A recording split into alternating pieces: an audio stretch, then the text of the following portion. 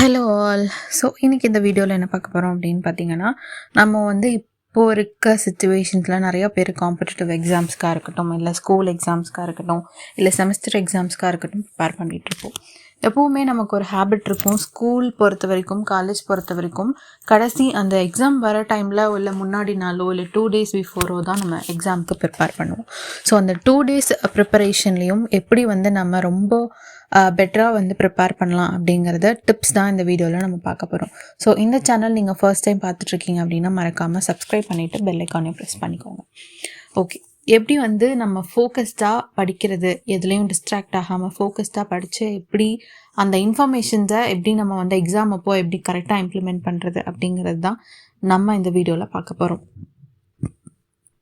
So அதில் இருக்க முதல் விஷயம் என்ன அப்படின்னு பார்த்தீங்கன்னா, ஃபர்ஸ்ட் வந்து உங்களுடைய ஸ்டடி என்விரான்மெண்ட், அதாவது நீங்கள் உட்கார்ந்து இருக்கக்கூடிய உங்களுடைய சூழல், நீங்கள் உட்காந்து படிக்கக்கூடிய ரூம், அது வந்து எந்த ஒரு டிஸ்டர்பன்ஸும் இல்லாமல் நீங்கள் உட்காந்து படிக்கிற மாதிரி இருக்கா அப்படிங்கிறத பார்த்துக்கோங்க. அதாவது உங்கள் ரூமில் உட்காந்து படிக்கிறது, இல்லை நான் மொட்டை மாடியில் உட்காந்து படித்தாதான் நல்லா படிப்பேன் அந்த மாதிரி யோசிக்கிறது. ஸோ அந்த மாதிரி உங்களுடைய சூழலுக்கு ஏற்ப நீங்கள் உங்களுடைய படிக்கிற அந்த சூழலை செட் பண்ணிக்கோங்க.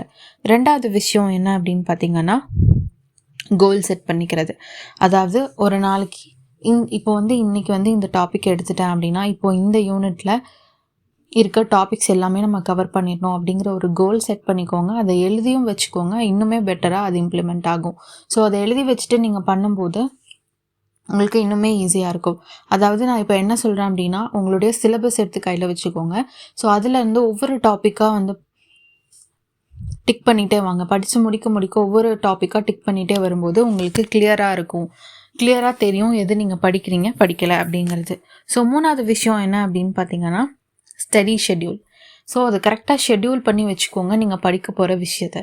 அதாவது 7 மணிலேருந்து 8 மணி வரைக்கும் இந்த டாபிக் கவர் பண்ணலாம். ஸோ 8 மணிலேருந்து 9 மணி வரைக்கும் இந்த டாபிக் படிக்கலாம், ஒரு 1/2 hour பிரேக் விட்டுடலாம்.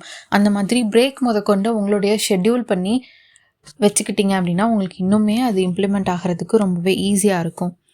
ஸோ நெக்ஸ்ட்டு பார்க்க போகிற என்னன்னு பார்த்தீங்கன்னா, டிஸ்ட்ராக்ஷன். ஸோ இந்த டிஸ்ட்ராக்ஷன் இல்லாமல் எப்படி படிக்க முடியும் அப்படிங்கிறத பாருங்கள். அதாவது இப்போது நீங்கள் உட்காந்துட்டு இருக்கும்போது, இப்போ சப்போஸ் ஹாலில் உட்காந்து படிக்கிறீங்கன்னா கண்டிப்பாக உங்களுக்கு வந்து இந்த டிவி சவுண்ட் வந்து ஒரு பெரிய டிஸ்ட்ராக்ஷனாக இருக்கும்.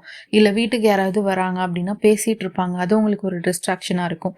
இந்த மாதிரி எந்த ஒரு டிஸ்ட்ராக்ஷனும் இல்லாமல் நீங்கள் எப்படி படிக்கணும் அப்படிங்கிறத பார்த்துக்கோங்க. நெக்ஸ்ட்டு முக்கியமான ஒரு விஷயம் என்னன்னு பார்த்தீங்கன்னா, சீக்கிரமாக எழுந்திரிக்கிறது. காலையில் எந்திரிச்சு படிக்கும்போது நம்மளுடைய பிரெயின் ரொம்பவே ஃப்ரெஷ்ஷாக இருக்கும் அப்படின்னு நம்ம நிறையா பேர் சொல்லி கேள்விப்பட்டிருப்போம். ஏன் அப்படின்னு கேட்டிங்கன்னா, கண்டிப்பாக நம்ம அந்த 8 hours ஸ்லீப் 7 hours ஸ்லீப் பண்ணும்போது நமக்கு வந்து ஒரு பிளாங்காக இருக்கும், நம்ம மைண்டே சுத்தமாக பிளாங்காக இருக்கும்போது கொஞ்சம் எந்திரிக்கும் போது கொஞ்சம் ரெஃப்ரெஷிங்காக இருக்கும்.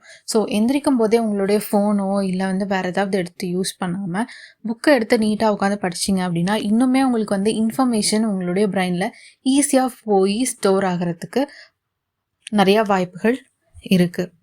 ஸோ அடுத்த ஒரு முக்கியமான விஷயம், ஸோ இதுவும் ரொம்ப முக்கியமான விஷயம் அப்படின்னு சொல்லலாம், என்னென்னு பார்த்தீங்கன்னா, சத்தான உணவுப் பொருட்களை சாப்பிட்றது. இந்த மாதிரி எக்ஸாம் டைமில், எக்ஸாம் ப்ரிப்பரேஷன் டைமில் ஆயில் ஃபுட்ஸு, ஜங்க் ஃபுட்ஸு இந்த மாதிரி இருக்கிறதெல்லாம் அவாய்ட் பண்ணிவிட்டு ஹெல்தியான ஃபுட்ஸாக காய்கறிகள் எடுத்துக்கலாம்.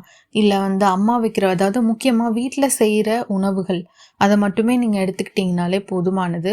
இதுவே உங்களுக்கு வந்து ஸ்ட்ரெஸ்ஸு எல்லாத்தையும் கம்மி பண்ணி அந்த எக்ஸாமுக்கு வரக்கூடிய அந்த ஆங்ஸைட்டி எல்லாத்தையுமே கிளியர் பண்ணி உங்களுக்கு எக்ஸாமுக்கு படிக்கிறதுக்கு உங்களுடைய இன்ஃபர்மேஷன்ஸை பெட்டராக வைக்கிறதுக்கும் ஹெல்ப்ஃபுல்லாக இருக்கும். ஸோ கடைசியாக பார்க்க போகிற விஷயம் என்ன அப்படின்னு பார்த்தீங்கன்னா, பிரேக். எப்போவுமே நம்மளுடைய லைஃப்பில் எது பண்ணாலும் ஒரு பிரேக் வந்து தேவை.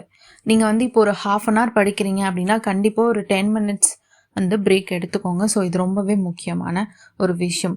1 மணி நேரம் ஒரு இடத்துல உட்காரவே கூடாது, ஒரே இடத்துல நீங்கள் உட்காரவே கூடாது. அது உங்களுடைய ஹெல்த்தை ரொம்பவே பாதிக்கும். ஸோ அதனால இப்போ நீங்கள் வந்து ஒரு 45 minutes உட்காந்து படிக்கிறீங்க, இல்லை 1 hour உட்காந்து படிக்கிறீங்க அப்படின்னா அந்த 1 hourலையும் ஒரு 5 minutes இல்லைனா 10 minutes ஒரு பிரேக் எடுத்துக்கோங்க. பிரேக் மீன்ஸ் ஓகே ஒரு 10 minutes ஃபோன் எடுத்து யூஸ் பண்ணிக்கலாம் அப்படிங்கிறது கிடையாது.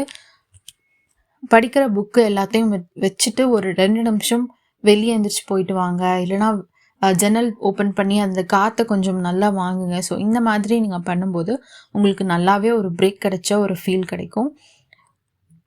ஸோ அவ்வளோதான். ஸோ இந்த 7 டிப்ஸும் வந்து நீங்கள் ஃபாலோ பண்ணீங்க அப்படின்னா உங்களுக்கு நீங்கள் நல்லாவே நீங்கள் படித்ததை ஞாபகம் வச்சுக்கக்கூடிய வாய்ப்புகள் இருக்குது.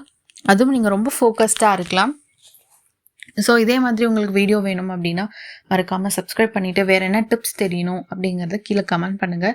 நான் எனக்கு தெரிஞ்ச டிப்ஸ்லாம் கொடுக்குறேன். ஸோ இந்த 7 பாயிண்ட்ஸும் நான் அவ்வளோவா எலாபரேட் பண்ணலை. ஏன் அப்படின்னு பார்த்தீங்கன்னா இது ஆல்ரெடி எல்லாருக்குமே தெரிஞ்ச ஒரு விஷயம். இது வந்து உங்களுக்கு ஒரு ரிவிஷன் டிப்ஸ் அப்படின்னு சொல்லிட்டு நான் ஆல்ரெடி ஒரு வீடியோ போட்டிருப்பேன். அதையும் போய் செக் பண்ணி பாருங்கள். தேங்க்ஸ் ஃபார் வாட்சிங்.